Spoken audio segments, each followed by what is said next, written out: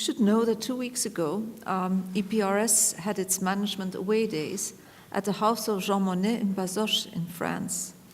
And I bought Jean Monnet's memoirs. And in them, I found a text which he succeeded in convincing Churchill to have the British government of the time to discuss it and adopt it. And part of it reads as follows, and knowing what we know now, it's almost sad when you read it. It's in French. Les deux gouvernements déclarent que la France et la Grande-Bretagne ne seront plus à l'avenir deux nations, mais une seule union franco-britannique. La constitution de l'Union comportera des organisations communes pour la défense, la politique extérieure et les affaires économiques. History did not allow this to materialize as the Pétain government surrendered to Germany.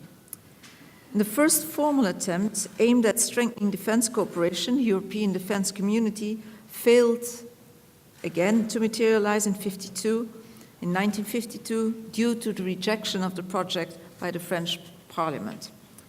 Now, the 27th of September 2016, 76 years after the text which Monnet proposed to the British government, the EU produced its second strategic document on CFSP. And for the first time, strategic autonomy, defined, if you want in a nutshell, as the ability to act without the US whenever necessary, for the first time, strategic autonomy has become its objective. Today, as we meet in Bratislava, the EU ministers of defense are meeting also informally to discuss how to foster European defense and security cooperation. A roadmap for the implementation of the security and defense component of the EU's global strategy with timelines and objectives will be presented at ministerial level by Federica Mogherini in November to be submitted to the European Council in December of this year.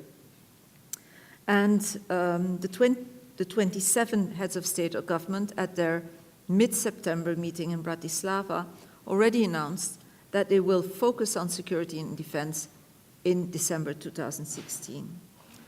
Now, what has the European Council done since the entry into force of the Lisbon Treaty in this area?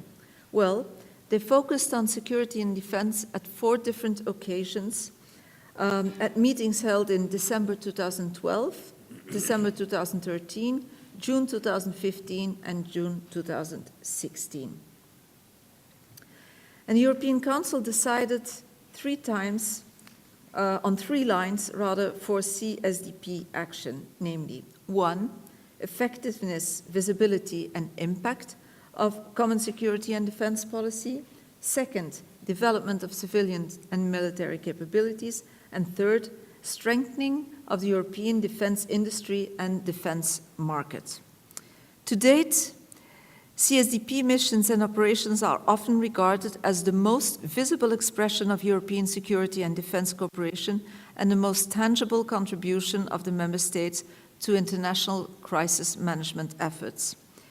The EU to date has launched 32 missions, 21 civilian and 11 military since 2003.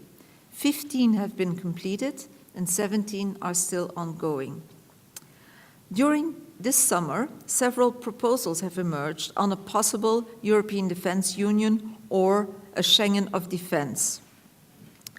I will skip all the different proposals. We can come back on that later during the debate, but I just wanted to sketch briefly for you the backdrop against which today we want to further examine the European Council's impetus in CSDP with a panel of distinguished experts from different backgrounds, political, military, and academic.